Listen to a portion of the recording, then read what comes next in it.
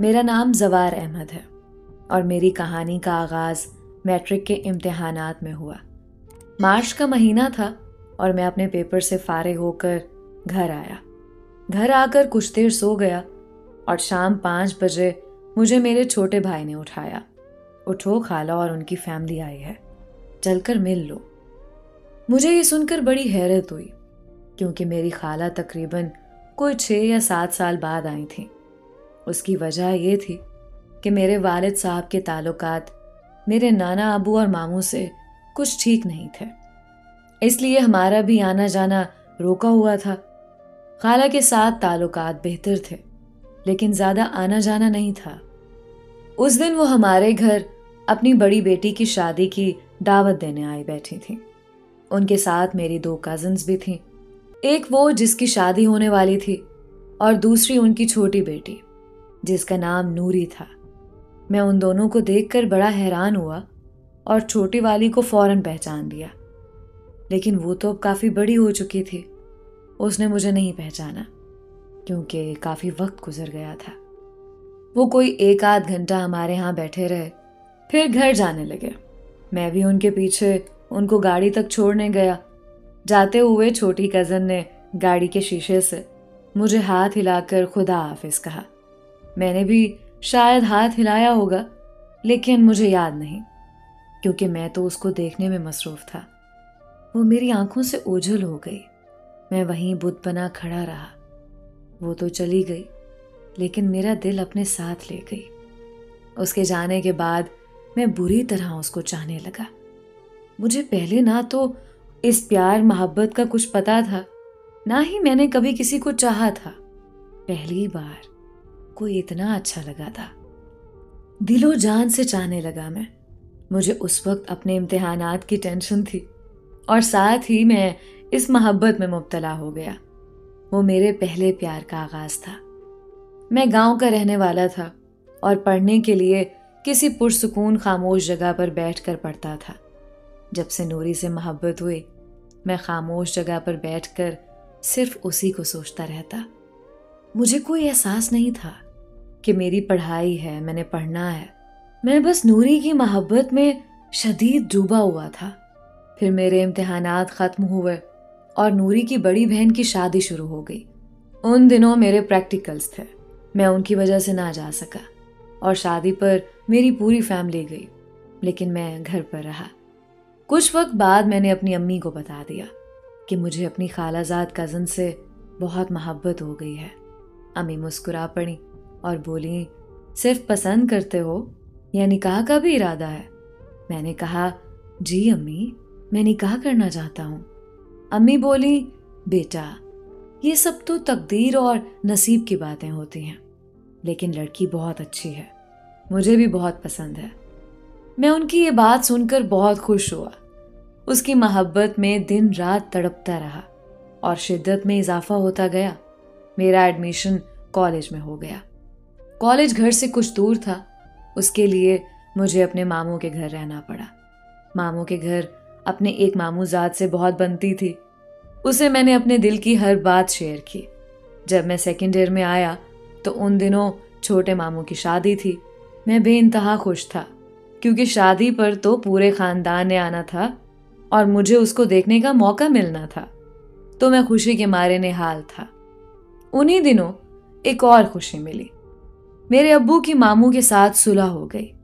میری تو خوشی کا کوئی ٹھکانہ نہیں تھا اور میں روز اپنی انگلیوں پر دن گنتا رہتا کہ کب شادی ہوگی اور میں اس کو دیکھوں گا۔ آخر شادی کا دن بھی آ ہی گیا۔ ہم سب کزنز اکٹھے ہو گئے اور گپ شپ لگانے لگے۔ وہاں سب نظر آ رہے تھے لیکن نوری نظر نہیں آ رہی تھی اور میں اداس ہونے لگا۔ اور اچانک ہی میرے سامنے وہ پری ظاہر ہوئی۔ ہاں، وہ خوبصورت، میری پیاری معصوم سی نوری تھی۔ وہ اتنی خوبصورت تھی اور اتنی پیاری لگ رہی تھی کہ میں بتا نہیں سکتا۔ میری نظریں اس پر ٹھہر گئیں اور مجھے کچھ ہوش نہ رہا۔ اتنے میں میرے ماموں زاد نے مجھے چھیڑتے ہوئے کہا، بھائی جان ہوش میں آؤ، نوری اب پورے فنکشن میں یہی ہے، आराम से उसे देखते रहना। इस तरह देखोगे तो सबको महसूस हो जाएगा। मैंने फौरन से खुद को झटका और हम सब कजन्स गपशप करने लगे। वहां हम सब ने मिलकर खूब हल्ला गुल्ला किया, लेकिन नूरी ना बैठी हम सब में। मैंने उसके बारे में सुना था कि वो किसी से ज़्यादा बात नहीं करती और उसकी अपनी ज़िंदगी और लाइफ पार्टनर को लेकर सिर्फ एक सोच है कि वो अगर अपना प्यार और मोहब्बत किसी को देगी तो सिर्फ अपने शौहर को देगी और किसी लड़के से कोई फालतू बात नहीं करेगी। मैं ये बात सुनकर बहुत हैरान हुआ कि वो कितना खुशनसीब इंसान होगा जिसको इतना पाकीज़ा बीवी मिलेगी, जिसकी इतनी प्यारी सोच है और वो खुद को सिर्फ अपने महरम शौहर के लिए महफूज रख रही है। ये सोचकर मैं दिल ही दिल में मजीद कुढ़ रहा था कि पता नहीं वो किसके नसीब की है और कौन उसको अपना हमसफर बना ले जाएगा। खैर, वो एक तरफ बैठी रही। हम में से किसी से उसने कोई बात ना की। बस शादी खत्म हुई और मेरी मोहब्बत में मजीद इजाफा होता गया।